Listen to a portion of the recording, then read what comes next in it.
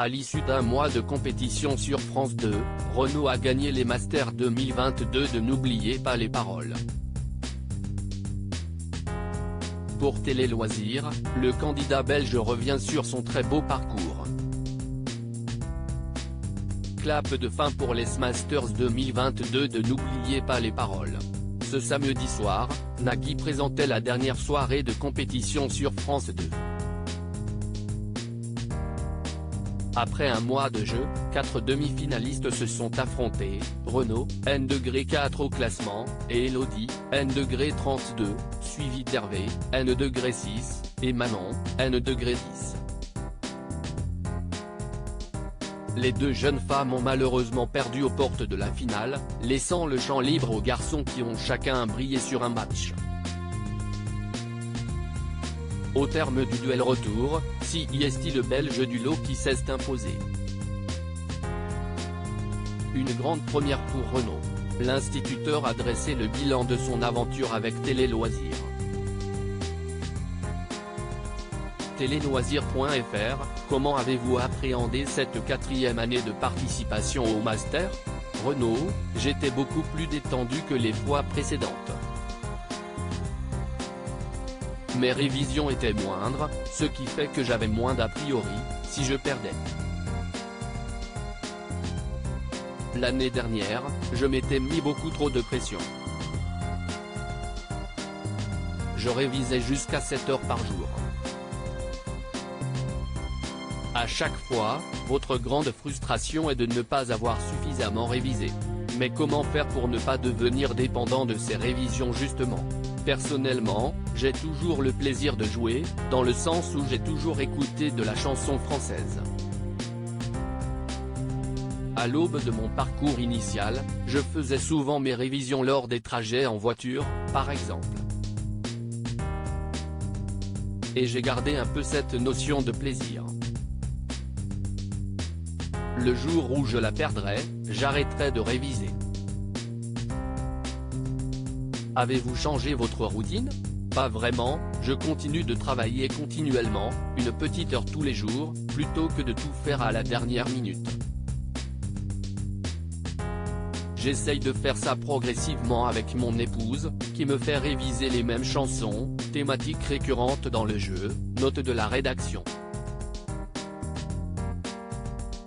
Je ne sais pas si je me suis mieux préparé ces derniers mois. Je pense que tout le travail fourni ces 2 dernières années a porté ses fruits ce soir. Quel était votre objectif en rejoignant ces masters? Je voulais accéder aux primes et gagner un petit quelque chose, parce qu'on révise aussi pour ça. Par contre, je ne voulais pas forcément les gagner, je n'ai pas cette prétention-là.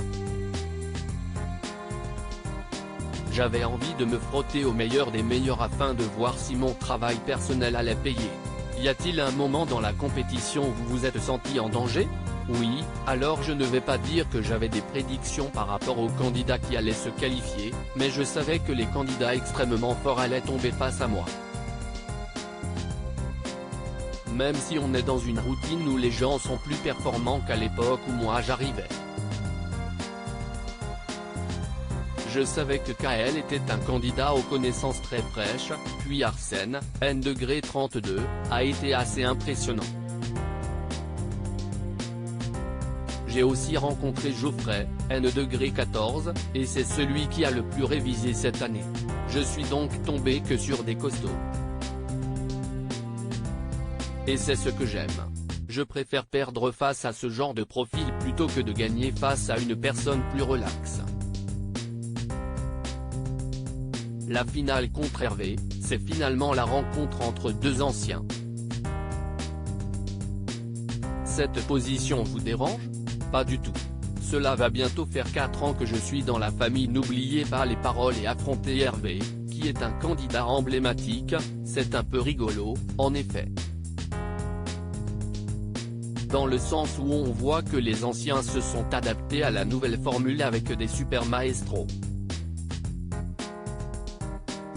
Mais si on est compétitif, on est obligé de s'adapter. puis je trouve ça bien, finalement ça nous pousse à apprendre des morceaux qui sortent de l'ordinaire ou de notre répertoire. Comment avez-vous vécu cette finale? Plutôt bien, même si je ne voyais pas gagnant au vu de la première manche. Ce qui a fait la différence c'est la deuxième même chanson, une inédite Confidence pour Confidence, de Jean Schultes, note de la rédaction, que j'avais travaillé et donc j'ai été assez loin dans les paroles. Hervé la maîtrisait beaucoup moins. Avec cette belle victoire, vous vous êtes finalement prouvé que vous pouvez dompter la pression. Oui et c'est un peu contradictoire. Quand je me mets moins de pression, je suis beaucoup plus performant.